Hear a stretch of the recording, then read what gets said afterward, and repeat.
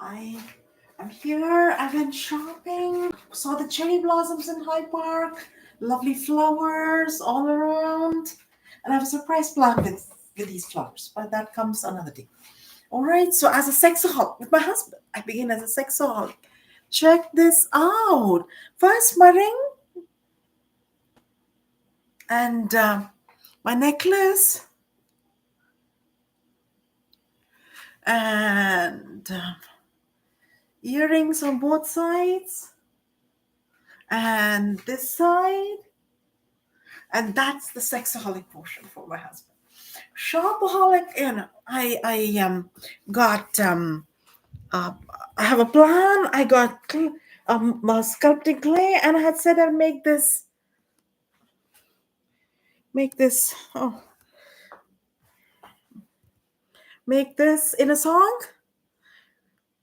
This is the indigenous man, first maple tree. I didn't work as hard. A maple tree is very hard. This is a fresco. This is a fresco, and then that's just a so that's done for fresco. And I thought maybe I got the idea of making a fresco, and I thought the new pope has been elected, but it's not yet. The Comomi conclave, sort of educated us in the ways of the election of a new pope. So that was a shopaholic, sexaholic, shopaholic. And this is an old painting of mine. You can see it in my video, Love on my 25th wedding anniversary. And I saw this, I couldn't find the Rubens painting, which I, um, got the picture of the fresco from, or cherub, or Cupid, yeah. So, anyways, lastly, workaholic.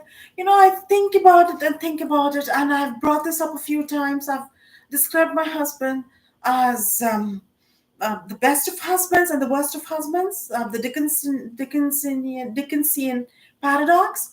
But in a lot of ways, he's not the best of husbands. I love him, all right, and that is and he has flaws, and it's a little hard. Some men kind of you can pinpoint their flaws, and they don't look. But he he lets me create, and he has that sort of thing. As long as I stay out of his way, he's all right. Okay, so that's what I wanted to say, because I may have offended men who are really the best of husbands, all right, and who do not have the worst of husbands nature at all. So I apologize. All right. So next, I have chosen a portion from Charles Dickens' David Copperfield, and I will read three portions from here, and that is a new description of things in my life, primary importance: my home, my husband, my son. My son's left home, so he can be the primary one. But for many years, he was the primary one. All right, so yeah. Uh, so this I will read. If it had been Aladdin's palace, roc's egg and all, I suppose I could not have been more charmed with the romantic idea of living in it. There was a delightful door cut at the side, and it was roofed in, and there were little windows in it. But the wonderful charm of it was that it was, and this is a description about a boat, that it was a real boat which had no doubt been upon the water hundreds of times, and which had never been intended to be lived in on dry land. That was the captivation of it for me. But this is what I liked about, to say about my own home. This is like an Aladdin's palace, and I could not have been more charmed with the romantic idea of living in it. All right, so I like it. I like our home. And next, another portion. I had three portions marked. Oh, dear me. So rest. Next.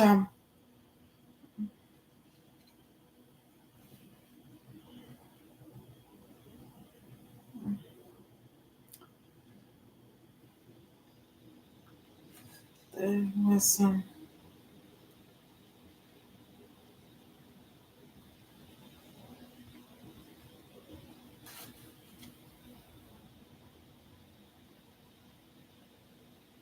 This is Peggotty. A lot about Peggotty. All right, here it is. Um, and this is a it's a part of a portion. This is a complex sentence. The second half after the semicolon, and also that if the land had been a little more separated from the sea, and the town and the tide had not been quite so much mixed up, like toast and water, it would have been much nicer.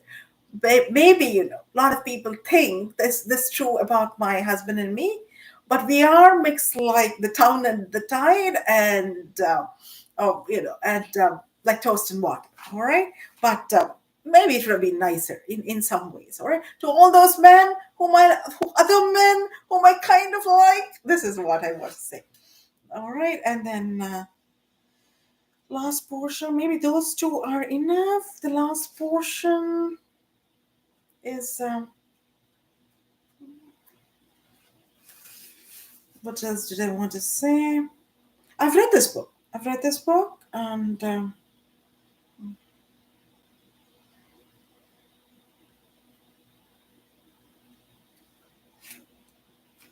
And see. Okay. All right, men. I think.